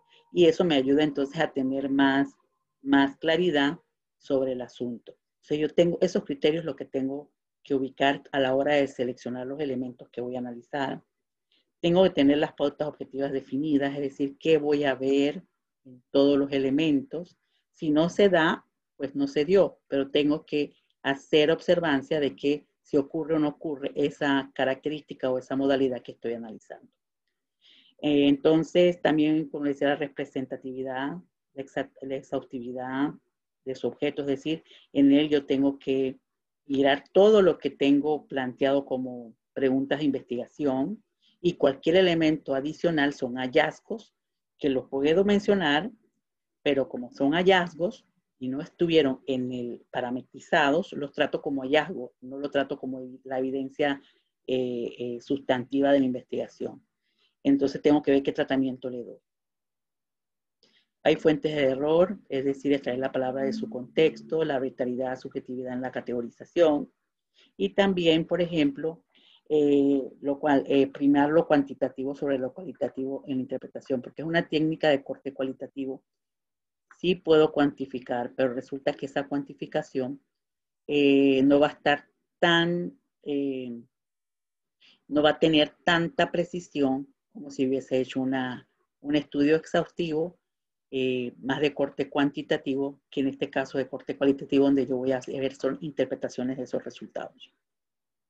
El procedimiento, tengo que tener claro la parte de los fundamentos, es decir, el objetivo, conocer la naturaleza de los documentos que voy a analizar, tener claro cuál va a ser mi análisis de unidad de análisis y mis reglas de análisis o recuento, cuáles son los criterios de categorización y clasificación, cómo voy a hacer para lograr el control de la fiabilidad y de la validez de ese instrumento y de los resultados que va a tener a través del instrumento que me sirve de base para categorizar, qué es la fiabilidad y validez de los ítems que voy a utilizar dentro de lo que voy a recoger como información documental y cómo voy a sintetizar esos datos, que en este caso son de carácter de fuentes cualitativas o textos, cómo lo voy a reducir y cómo lo voy a interpretar para elaborar algún tipo de apreciación, lineamiento o perfilamiento de lo que está ocurriendo o lo que se está registrando en lo que estoy analizando. Entonces, eso va a haber, por ejemplo, aquí hay un análisis, aquí se ve la simplicidad, pero para poder hacer todo esto hay una ficha, donde esa ficha tiene más elementos, más volumen de elementos, pero entonces, ¿cómo lo voy a sintetizar para presentar esa información? Aquí una compañera que hizo un análisis comparado de la legislación de Panamá, Colombia, Perú y Bolivia en materia de investigación preliminar y sus plazos. Recuerden que hay plazos luego de la imputación, pero no hay plazos en el proceso de investigación penal, pero en otros países sí lo tienen especificado, Bolivia no. Entonces habla, en este caso ella identificó la ubicación, los plazos y las generalidades con respecto a la tramitación o responsabilidad. Vamos a ver algunos ejemplos de ficha de análisis de contenido y comparado. Porque esto se los voy a dejar para cuando vamos a ver la parte del procesamiento del análisis. Voy a mostrarle unas fichas. A ver, voy a mostrarle unas fichas para recoger análisis de contenido, ¿verdad? Utilizadas unas unas son de experiencias de compañeros como ustedes, una de una consultoría como el de las compañeras que hicieron lo de las privadas de libertad. Les traje una que tuve que usar para ayudar a mi hija que estudia Derecho. Y que le pusieron una tarea y, pues, o sea, como mamá, no debía hacerle la tarea, pero tuve que sentarme porque ella no comprendía, yo tampoco sabía lo que ella tenía que hacer. Y le pidieron un análisis de un amparo. Y yo le decía, bueno, tu profesor te puso que tienes que observar, que se observa en un amparo, o sea, que tengo que observar. No nos dijo nada más que buscáramos el amparo tal y tal, hiciéramos un análisis. ¿Pero qué estás dando? Entonces tenía unos apuntes ahí. Yo, bueno, pues justo, me tengo que sentar a ayudarla. Y después explicarle cómo lo hice. Pero en el momento estaba ciega, ¿vieron? Ahora van a ver lo que salió. A mí lo que me ayudó a hacerle la tarea es que soy metodóloga. Bueno, no es porque sea, sino en la misma parte metodológica te dice, bueno, voy a leer este documento y voy a ver cómo se... Y era un solo amparo. Era un solo amparo, no eran varios. Entonces, yo voy a presentar, este se lo dejo de último. Y les digo cómo le fue a la chica. Aquí voy a presentarles, voy a ver el análisis de contenido. Este es de una sentencia, pero es penal. Ahí después, voy a ver si encuentro una... tengo los análisis de una compañera que vio casos internacionales. Ese se los voy a mandar para que usted lo tenga, que ahorita no lo tengo a mano. La que hizo el estudio sobre responsabilidad civil en casos de contaminación por derrame de hidrocarburos. Ella tiene un esquema de cómo analizó los casos. Entonces aquí, por ejemplo, ellos estaban analizando, este es el caso de la investigación que estaba analizando el doble fondo. Porque pasa que el doble fondo está agregado como un tipo penal que agrava la condición. Antes aparecía como, no estaba tan señalado y en una sugerencia de los ¿cómo le llaman esto? De los estándares internacionales pedían que fuera un tipo penal desagregado. Entonces, para los fiscales es difícil identificar la responsabilidad del doble fondo. Entonces pueden irse por el delito que se evidenció, pero cuando tienen doble fondo y no pueden esclarecer el origen del responsable del doble fondo, entonces ahí es donde tienen problemas. Entonces ellos lo separaron de esta forma. Esto es una ficha. Y después hacen una apreciación donde exponen el caso, la decisión fue absolución. Ellos estaban viendo las debilidades para poder lograr identificar este tipo. El proceso seguido a quién, el corregimiento de ocurrencia, el defensor fue defensa privada, el fiscal de la causa.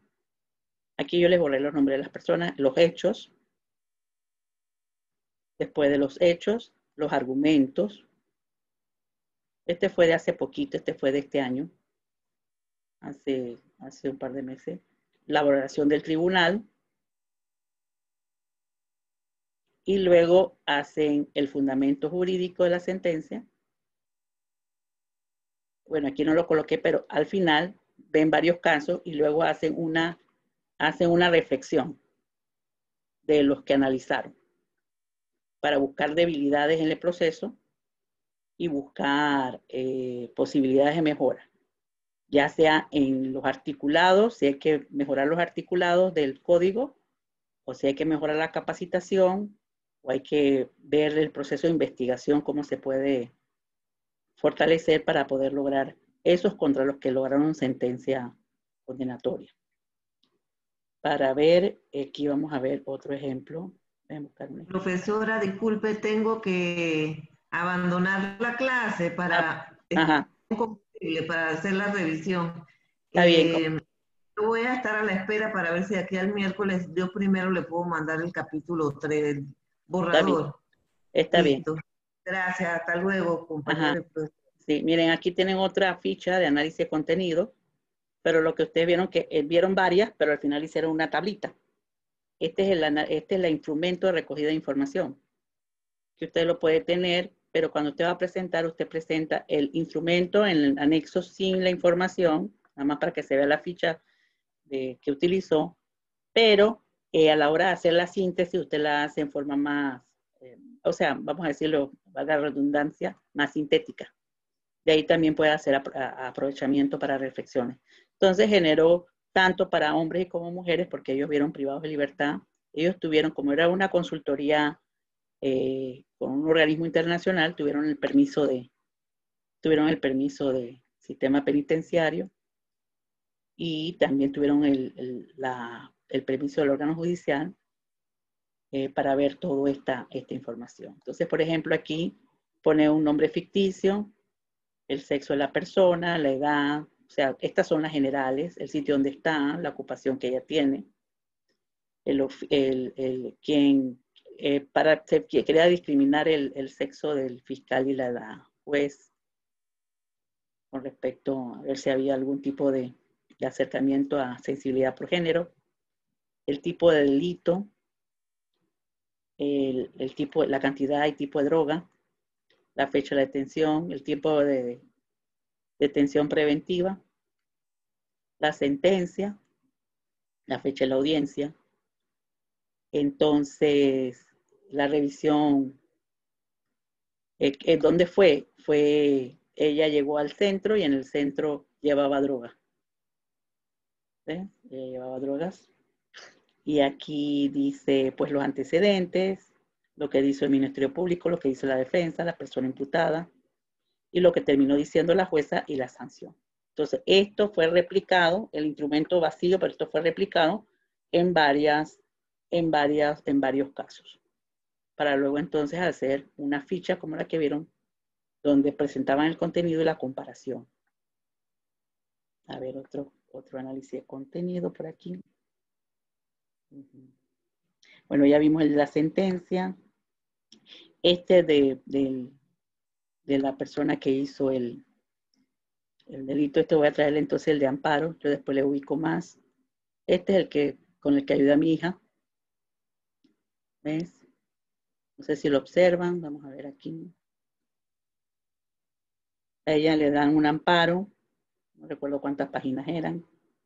Por aquí borré un poco de cosas, pero este era un amparo que llegó a la sala penal, no sé si lo observan. Sí se ve, sí se ve. Ajá, entonces yo lo que hice, se observa, profesora. Entonces yo agarré el amparo, lo leí varias veces, pues me cuesta, recuerden que yo no soy, lo que hice fue describir. Entonces ella tenía un material de estudio, entonces lo que hice fue tomé el amparo, pues yo le puedo mandar la ficha con la generalidad del caso, tomé el amparo de garantías constitucionales, esto fue de un acto de investigación donde el juez de garantías era de Chiriquí, él señala que el acto de investigación fue ilegal. El delito era contra la seguridad colectiva. Y luego entonces el ponente aquí, esto yo se los voy a pasar, había también contraposiciones en las decisiones. Entonces lo que yo hice fue una línea de tiempo. O sea, como tuve que leer varias veces, yo lo que hice fue ir describiendo los hechos.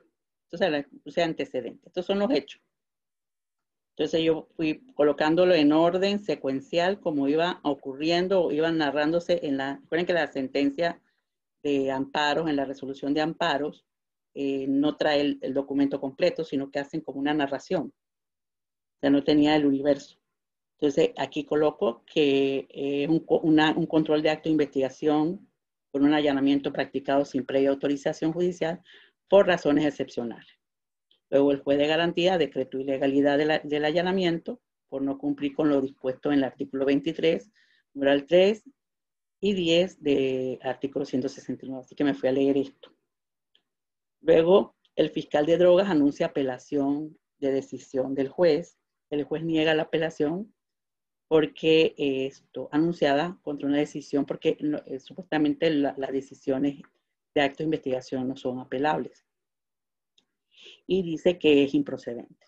El fiscal de Douglas presenta recurso de hecho ante la decisión ante el Tribunal Superior de Apelaciones, contra la decisión del juez de negar el recurso. El tribunal admite y concede el recurso de hecho, lo que posibilita el recurso de apelación, donde decide revocar la decisión del juez de garantías. Luego entonces la defensa pública presenta acción de amparo contra el Tribunal Superior de Apelaciones. Y bueno, sigue todo esto. Y luego el pleno ponente no concede la acción de amparo. Quiere decir que no se corrobora lo que dice el juez. Después, esto en la parte son los hechos. Nada más son crudos como se dieron, en una línea de tiempo. Claro, ahí habían fechas, pero no llegué a eso. Luego viene el pronunciamiento de los actores en el análisis. Entonces, lo que dice el amparista, lo que dice la autoridad acusada, lo que dice el ponente y el pleno, y los salvamentos de voto. En forma, o sea, en dos, tres páginas, sintetizando lo que ocurrió en él. Esto también es descriptivo. Aquí son los hechos, como tal, sobre el asunto, y aquí están las decisiones de quienes están involucrados en el trámite. Luego viene una síntesis y una reflexión. La síntesis tiene que ver con lo que dice el código y la reflexión ya es propia.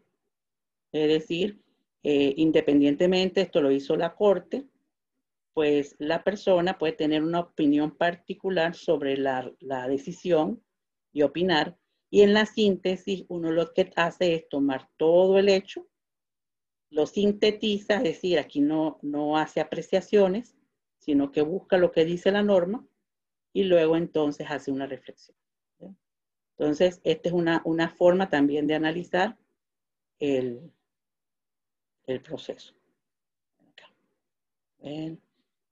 Entonces, para esto yo les voy a mandar a ustedes también un documento donde hay tres tesis que a mí me gustan, tres proyectos finales que me gustó cómo los estudiantes presentaron los análisis documentales y la lógica y los instrumentos que utilizaron para estos fines.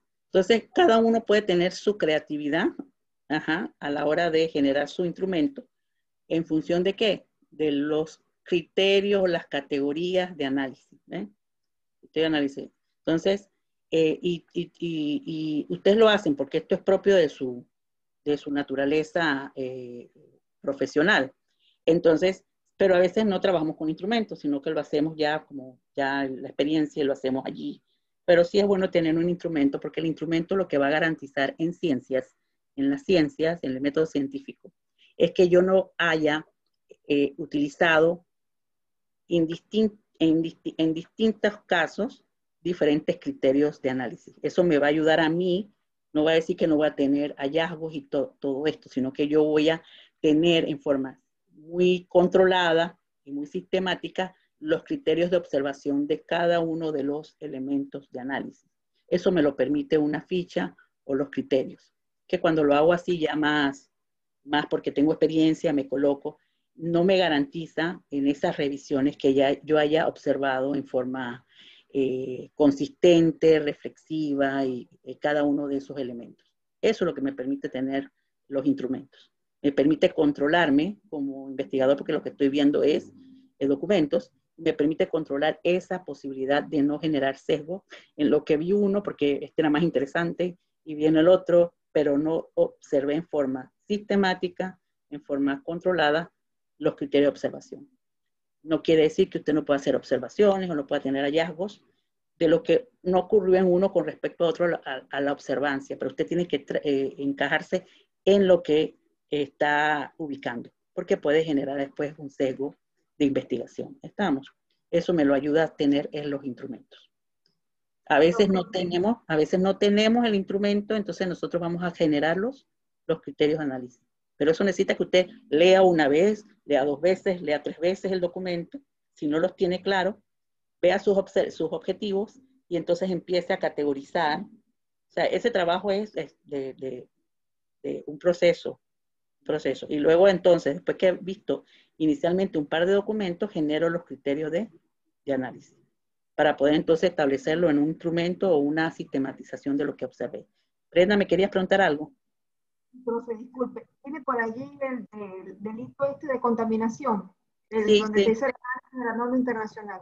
sí, sí. Ese se lo voy a pasar. Les voy a pasar ese, les voy a pasar hay un estudiante que está apellido Cumbrera, pero por casualidad, no es como, porque la de las drogas es Cumbrera, pero esta es Cumbrera también, pero no son las mismas. Ella hizo un análisis, aunque es penal, pero ella hizo un análisis muy, muy, muy rico a la hora ella hizo análisis, ella no hizo entrevistas, ella hizo meramente análisis documental, contenido y comparado. Y lo hizo muy bien, No muy se va bien. a ir bien, profe. Ajá, La investigación se va a ir por allí. ajá. Análisis. Sí, porque también usted tiene que ver su realidad. Si usted puede acceder a públicos que le dé información, pues lo hace. Yo he generalmente ayudado a mis compañeros, a mis estudiantes a mandar,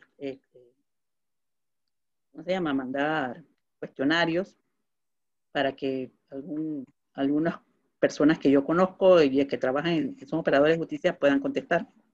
Pero también se lo mando a compañeros como ustedes que ya tomaron la maestría en Derecho Procesal Civil, para que ellos también puedan contestar.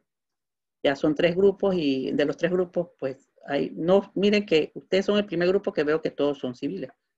Pero en los que son mixtos, o sea, que empiezan y después se empiezan con la maestría en procesal y después se hacen la especialidad, la mayoría es penal. La mayoría es penal. Muy poquitos civiles cuando van a la especialidad. Pero tengo algunos casos allí, algunos documentos. Yo voy a tratar de identificar los que tuvieron mayor consistencia en la presentación de sus resultados y el análisis de resultados. Y luego cómo lo llevaron a reflexión. Solo que ellos sí llegaron al cuarto capítulo donde hacen propuestas, y ustedes van a ver cómo generan propuestas. Y yo les voy a pedir a ustedes que ese cuarto capítulo, pues, no más que una propuesta, no como una propuesta como está en el protocolo, sino que hagan las conclusiones y recomendaciones, pero esas conclusiones y esas recomendaciones, sobre todo esas recomendaciones como línea de acción, ¿no? Como qué asuntos ustedes recomiendan en base a la experiencia, en base al conocimiento adquirido, en base a lo que dice, lo que sucede en la realidad, qué líneas de acción ustedes recomiendan que se desarrollen. Y las documentan. Entonces, yo creo que aquí continuamos con la parte de cómo se hace en las conclusiones, recomendaciones, pero eso lo vamos a ver en la próxima semana cuando vemos el cuarto capítulo. Yo quiero que yo les voy a pasar toda esta información. La segunda parte la grabé, la primera parte no la grabé porque se me pasó, pero yo tengo, creo que una clase grabada cuando no era con Zoom, sino que yo les mandaba los videos a los compañeros. Como ustedes, el primer grupo, no pude comunicarme con Zoom, así que yo lo que hacía era que les mandaba las clases pregrabadas. Entonces yo les voy a mandar esas clases donde hablamos del análisis